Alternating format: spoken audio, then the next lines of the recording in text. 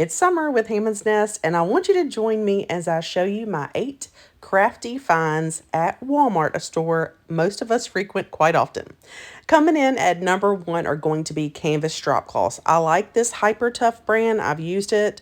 It takes me a while to go through a whole drop cloth if you're using it just for crafting, but let me give you a tip about that. Let's go ahead and pre-wash and dry your drop cloth for crafting projects. But you can cut, you can rip, and use this for all sorts of things. So that's number 1. Number 2, I want to show you these paint brushes. In particular, the Folk Art Plaid brand. I love the price point. I also love the quality just because I have put them to the test over the years. These detail brushes are really awesome for painting, of course, small details.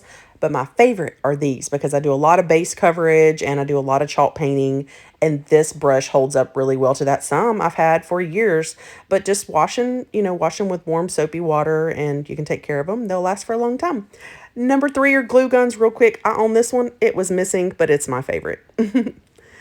All right, so number 4, chalk paint. Now, people ask me all the time why I use chalk paint over other things, and I use a lot of different paint brands, so that's not what it is. But chalk paint properties, that sticks well, the adhesion's wonderful, it dries fast, the coverage is awesome, and I particularly like the flat finish, though you can easily change the finish with a top coat. So Waverly brand is carried at my Walmart, and I just like the price point on it. All right.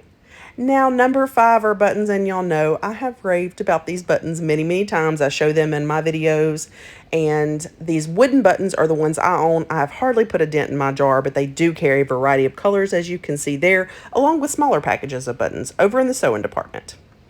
Now I'm going to show you my favorite burlap ribbon roll. Use this all the time. It's a really good deal, one of the best prices as far as price comparison across all the different places you could get this, but 5.5 inches wide. You can also cut it down the middle to create strips for smaller layered bows and things like that, but really great deal there. All right, now I'm going to show you the jute twine.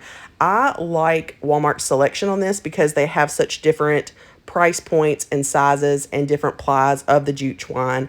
And if you know me and you've seen some of my projects, jute twine's one of my favorites, so I use it on a lot of things. But this is a really good deal, so if you need some, I definitely suggest getting it at Walmart.